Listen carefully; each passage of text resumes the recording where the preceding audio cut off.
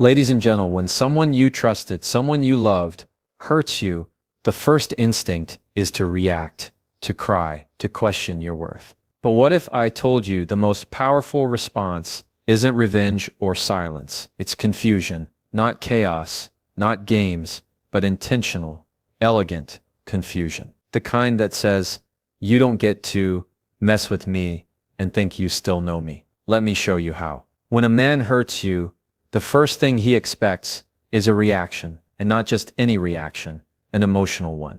The kind that proves to him that he still holds power in your world. He's banking on you, unraveling, showing your pain, spiraling into that space where you're yelling, texting, paragraphs, replaying every detail, trying to make sense of something that already broke you. But here's the thing, when you meet hurt with silence, not cold silence, but calm, centered silence, you disarm him. It's not about playing games, it's not about ignoring your feelings. It's about choosing not to hand him the script. He expects because people get comfortable in patterns. If he can predict your reaction, he can manipulate it. But when you hold your peace, when you breathe through the pain and speak with control, if you even speak at all, you break the pattern, and over that is confusing. Calm isn't passive, it's power. It's strength wrapped in grace. It's the quiet confidence that says, yeah, I see what you did, I feel it, but I won't let you pull me into a place where I lose myself. And listen, I'm not saying pretend like nothing happened. This isn't about pretending. It's about prioritizing your emotional clarity over proving your pain. Because the truth is, when someone hurts you, they're often looking for a reaction to justify what they did, to paint you as dramatic, unstable, too much. But when you choose calm, you take that excuse right out of their hands. Now, let's be honest. Choosing calm doesn't always feel natural. You want to say something. You want to correct the lies, defend your name, make him see the damage. That's human. But what does that really give you? A momentary release, followed by regret, or worse, his indifference. The real win isn't in the reaction, it's in the restraint. Because there is nothing more unsettling than a woman who knows how to protect her peace when someone tries to steal it. You know what's powerful? Looking someone in the eye, not with anger, not with desperation, but with clarity. The kind that says, you hurt me, but I won't lose myself over it. That right there, that creates confusion. Not because you're being cold, not because you're trying to be mysterious, but because you're doing the one thing he didn't expect, holding your power. It's not about bottling your emotions. You deal with them, you feel them fully on your own terms.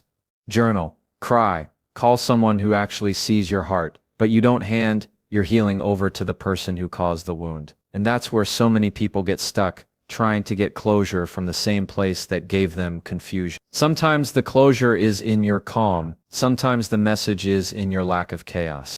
Because when you choose not to spiral, when you choose not to break down in front of him, when you choose not to scream just to be heard, you send the loudest message possible. You don't control me. That's the confusion. That's the power. When he's waiting for raining for drama and you give him dignity, when he's ready for you to beg and you quietly bow out, when he hurts you and you still protect your character, that's not weakness. That's maturity. That's growth. That's how you honor yourself, even when someone else didn't. So next time someone hurts you, pause before you react. Not because you're afraid, but because you're aware. Because in that pause, you make a decision. Do I respond the way he expects, or do I respond the way I deserve? That pause, that calm, that's where your power lies. He hurt you. Maybe he betrayed your trust. Maybe he said something that cut deep, or maybe he just slowly chipped away at you until you didn't recognize yourself anymore. And now, in the aftermath of it all, your emotions are screaming to be let out. You want to react. You want to lash out to show him just how badly he messed up. That instinct is real and it's valid. But I want to offer you something stronger than reaction, a response. Because reacting is emotional reflex. It's raw. It's impulsive. It's what he expects. It's you sending that angry text at 1:00 a.m. It's calling 5 times in a row, hoping this time he'll explain. It's yelling, crying, pleading, all because you want clarity from someone who gave you confusion. And I get it. You're not reacting to be dramatic. You're reacting because you care, because you were vulnerable, because you believed this person saw you. and they didn't. Or worse, they saw you and still chose to hurt you. But here's the truth. Reaction might feel satisfying for a second, but it almost always hands him back the power. It gives him a version of you that's not rooted in your worth. It's rooted in your pain. And when someone sees you only through the lens of your pain, they'll never fully understand your value. That's why you choose to respond instead. Responding is not about suppressing your feelings. It's about processing them first so you can show up from a place of clarity. It's about pausing long enough to ask yourself of what does this situation deserve from me? Not what my ego wants, not what my anger wants, what as serves me, what protects my peace, preserves my self-respect, and tells the truth without betraying who I am. Because a response isn't weak. A response is intentional. A response might be a single sentence or no words at all. It might be walking away without explanation. It might be saying, I'm not okay with how you treated me, and I need space. And that confuses him. Why? Because he can't predict it. He doesn't know how to handle calm power. He knows how to handle chaos. He knows what to do when you spiral. He deflects. He denies. He doubles down. But when you're composed, when you're collected, that leaves him nowhere to hide. No distraction. Just the mirror of your strength. Responding also creates space for you to see things clearly. Because in the heat of a reaction, you're not always seeing that you're seeing the pain. And pain has a way of convincing us we have to prove ourselves. But your worth isn't proven by how loud you cry or how hard you fight to be understood. Your worth is proven in how you protect your peace. Even when it's hard, there's a version of you that's grounded. That version doesn't need to chase. She doesn't need to beg for explanations. She already knows that how someone treats you is a reflection of them, not you. And when you respond from that place, when you choose grace over retaliation, when you choose self-respect over a revenge, that's the part that shakes him, because he can't play with a woman who won't hand him the remote to her emotions. He hurt you, and you still chose to respond with intention. That's not weakness. That's power. That's how you shift the dynamic. Not by trying to control F him, but by controlling F you. You don't owe anyone the chaos they're trying to pull you into. You owe yourself peace. You owe yourself clarity. You owe yourself the ability to walk away with your head high, knowing that no matter how much someone tried to hurt you, you didn't let them steal your dignity. So the next time your heart is racing, your fingers are itching to type that message, your voice is rising. Pause, breathe, ask yourself, does this reflect who I want to be or just how I feel right now? If it's just the feeling, let it pass. Because feelings are temporary, but your response that shapes the story you tell about yourself. And when you respond instead of react, you stop giving him the power to define the next chapter. When someone hurts you, especially someone you are close to, it's natural to feel this tug to keep them close, even just a little. Maybe it's because part of you still wants answers. Maybe it's because their history, or maybe you just don't want to believe they could really treat you that way and still walk around like nothing happened. So what happens? You leave the door cracked open. You keep texting back. You still follow, still check in, still allow them to reach out whenever they feel like it. That little bit of access, it seems harmless at first, but that's the string they keep pulling. What confuses someone more than anything, especially a man who thought he had emotional access to you whenever he wanted, is when you shut the door all the way. And not with drama, not with a dramatic exit or a long speech. Just a quiet, firm closing of the gate. Because people don't expect you to go silent with dignity. They expect begging, chasing, or anger. They expect you to cling to the connection because you're hurt. But when you take your energy back, when you stop showing up in their life the way you used to, that shakes them,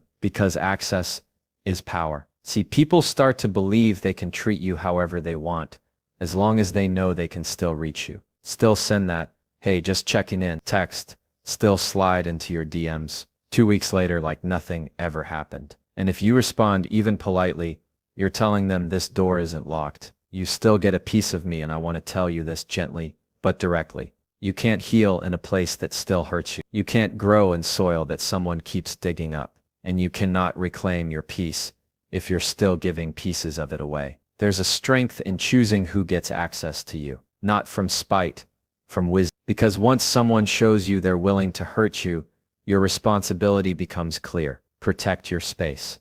That doesn't mean you hate them. It doesn't mean you wish them harm. It just means you've learned to value yourself enough to guard what they once misused. And yes, that will confuse him, because he was used to the version of you that was always available. The version that would answer no matter what. The version that still believed maybe, just maybe, he'd do better next time. But when you stop replying, when you unfollow, when you stop entertaining breadcrumb conversations that go nowhere, he starts to realize he's not entitled to you. He doesn't get to pop in and out of your life as he pleases. And that quiet boundary, that lack of access, that's the most powerful, confusing thing you can give someone who once assumed you'd always be there. You don't owe anyone continued access just because they used to be close to you. Proximity is not permission. History is not entitlement. And love, real love, doesn't look like inconsistency, manipulation, or carelessness. So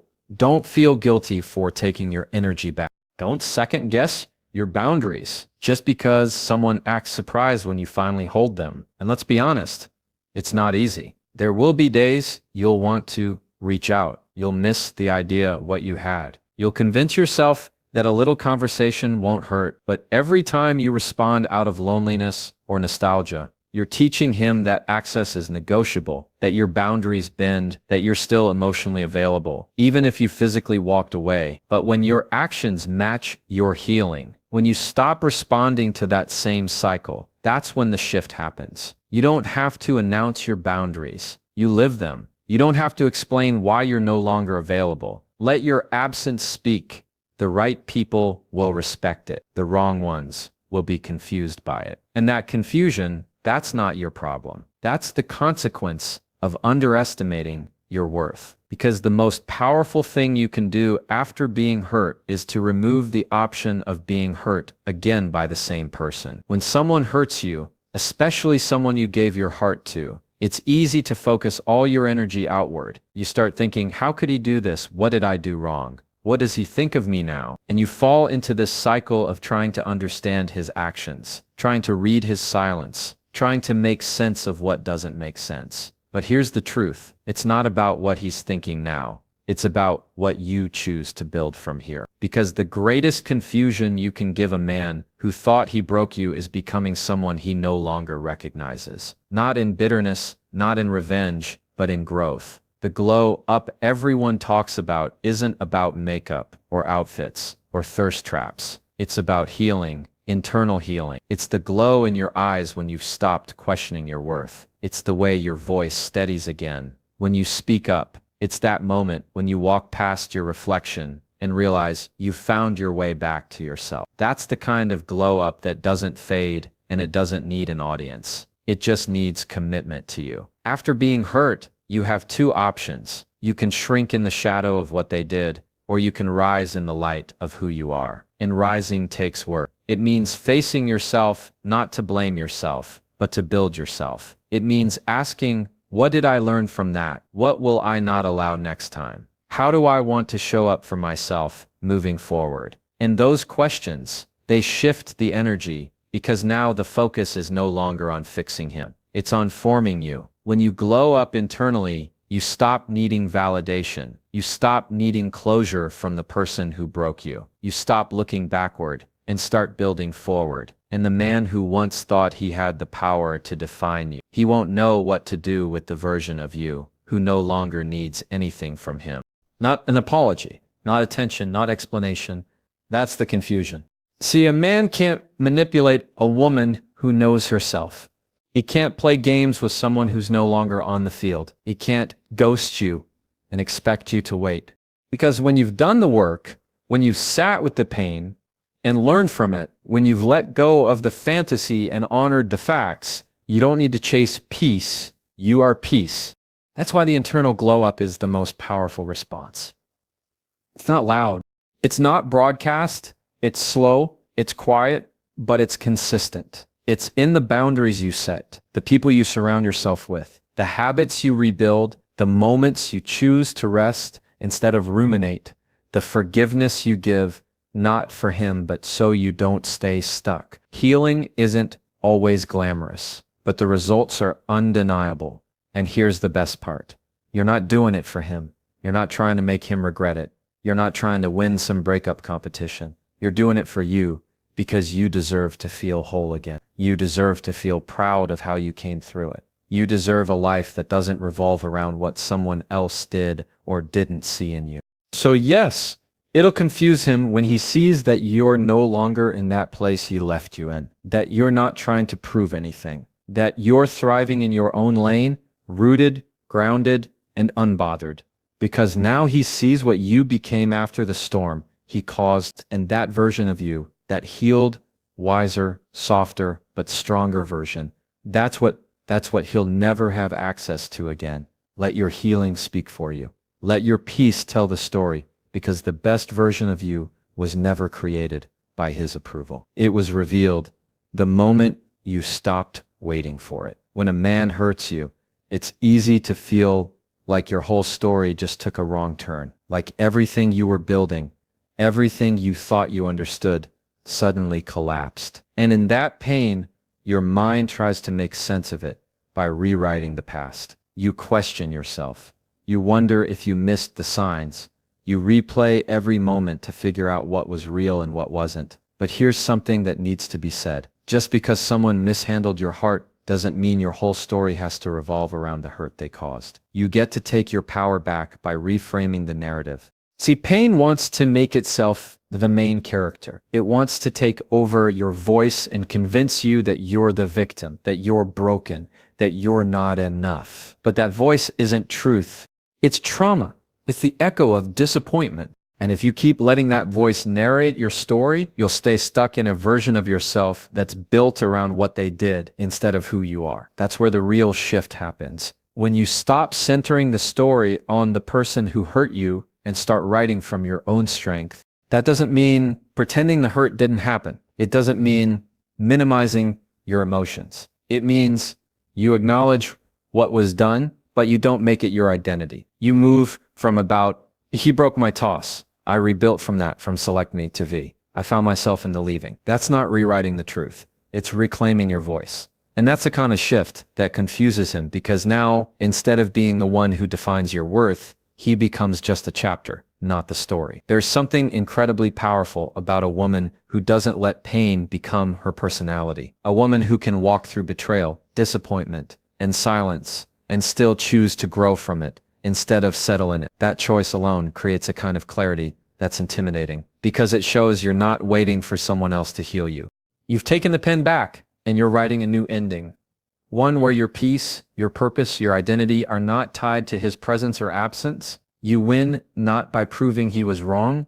You win by showing that his actions didn't stop your life, that you didn't freeze in that moment of heartbreak, that you move forward, maybe slower at first, maybe with scars, but forward nonetheless. And that's where the confusion comes in, because he expected you to stay where he left you. He expected time to soften the damage he caused and maybe even bring you back around.